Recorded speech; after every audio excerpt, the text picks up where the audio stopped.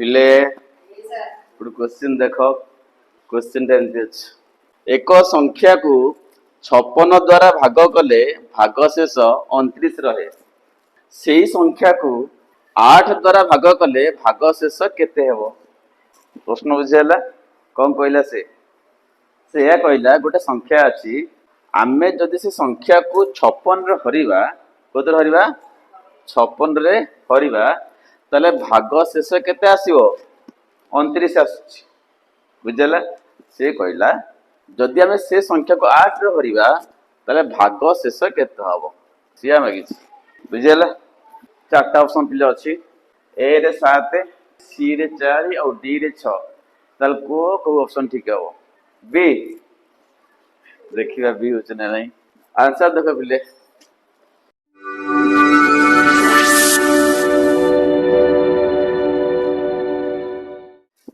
अच्छा से कही संख्याटी को आम 56 हरिले भागशेष केते आसुची? 29 आसुची। मन कर संख्याटी आम जानिने जाओ नहीं जा धर एन नवा, कौन नवा? एन। तो लेख ये मन कर संख्याटी को आम नेले केते? एन। अच्छा तो यहाँ आमर भाज्य हो गला, कौन हो गला? भाज्य। अच्छा आम ताको कहा द्वारा हरिबा? 56 द्वारा हरिबा। तो यहाँ आमर भाजक किए? 56। जहा द्वारा भाग करा जाए ता कौन कह जाए? भाजक कह जाए। अच्छा एटा आमर कौन? भागशेष केते? 29। तामाने एन को आम कौन कले? 56 द्वारा हरिले भागशेष केते पाइले? 29 पाइले। तेबे संख्याटी केते? पिले गोटे उपवाद्य अच्छी जहाँ आम कहे यूक्लिडीय उपवाद्य। उपवाद्य यूक्लिडीय उपवाद्य। सी कौन कहला? से उपवाद्य यह कहला हम जानचे भाज्य समान भाजक गुणन भागफल युक्त भागशेष। एटा हमर हला को उपवाद्य? यूक्लिडीय उपवाद्य। ठीक अछि। इटी हमर भाज्य किए ना? संख्याटी हम जान नहींचे केते नहींचे?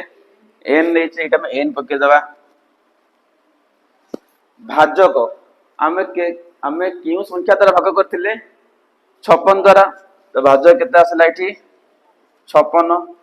भागफल हम जानने जहा गोटे आसीबो धर म नै गेले के, हम जान नहीं पारो 56 के प्लस भागशेष एटा देसी केते से पड़े? 29 हला।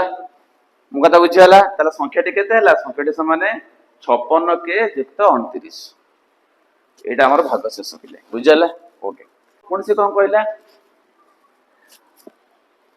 आम संख्या कौन करवा? एबे 8 रे हरिबा। कोन हरिबा? आपको बर्तमान 8 ए संख्याटा जो अछि बर्तमान तो 8 हर। ए लेख एही संख्या को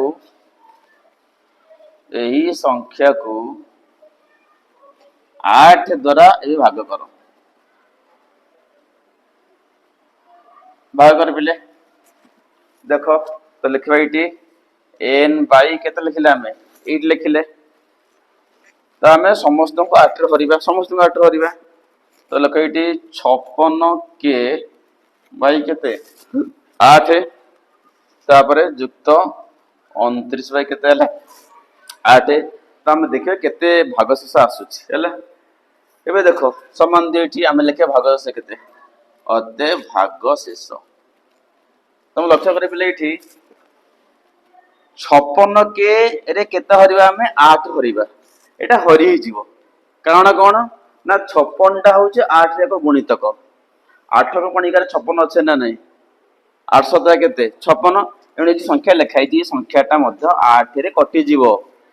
कटि गले भागशेष केते आसीबो? 0 आसीबो। मो कथा बुझियाला? जदि गोटे संख्या कटि जाए तला भागशेष केते आसे? 0 आसे। धर मु लिखिबी 16 अछि, हम तो 8 रे भरिबा। 8 दुने केते हला? 16। विभाज्य हो गला। तो भागशेष केते आसिला? 0 आसिला। एठी 56 अछि। 56 को मु 8 रे भरिबी। 800 केते? 56। फिरले केते आसिला? 0 आसिला। तो जते बेले गोटे संख्या आ गोटे संख्या द्वारा हरि जाए भागशेष केते आसे? 0 आसे। तो ए जो संख्या लिखा 56 के एटा କାହା ଦ୍ୱାରା ହରି ହେଇଯିବ? 8 ଦ୍ୱାରା ହରି ହେଇଯିବ। ତାହେଲେ ଭାଗଶେ କେତେ ହବ ତାହେଲେ? 0। ଭାଗଶେ କେତେ ଆସିଲା? 0 ଯୁକ୍ତ ଆକୁ ପୁଣି ହରିବା କାହାକୁ? 29 କୁ 8 ହରିବା ଦେଖିବା ଭାଗଶେ କେତେ ଆସୁଛି। 29 କୁ 8 ହରିବା ଦେଖିବା ଭାଗଶେ କେତେ ଆସୁଛି। ହର ଏଇଠି 29 ରେ 8 ହରିବା। ହରି ଚାଲ କେତେ ପଡିବ? 8 3 24 ବଳିଲା କେତେ ଫେଡ? କେତେ ବଳିଲା? 5 ଆସିଗଲା କେତେ ଭାଗଶେଷ? 5। ଏଇଟା ହିଁ ତ ଏଇଠି ଆସିଲା 5 ଭାଗଶେଷ। ଏଥିରେ ମିଶି ଦେ କେତେ ହଉଛି? ତାହେଲେ ଆ ପାଇଁ ଭାଗଶେଷ 0 ଥିଲା, ୟା ପାଇଁ କେତେ ଆସିଲା? 5 ଆସିଲା। ଟୋଟାଲ କେତେ ଆସିଲା ତାହେଲେ? 5। ତ ବୁଝିହେଲା କିଛି? ଏଇଟା ଆମର ଆନ୍ସର। ତାହେଲେ କୋଉ ଅପସନ ଠିକ ହେଲା? ଅପସନ ବି ଠିକ ହେଲା। ବୁଝିହେଲା କିଛି? ତ ଏଇଟା ଆମର ଆନ୍ସର। ତମ ଉତ୍ତର ଠିକ ଅଛି।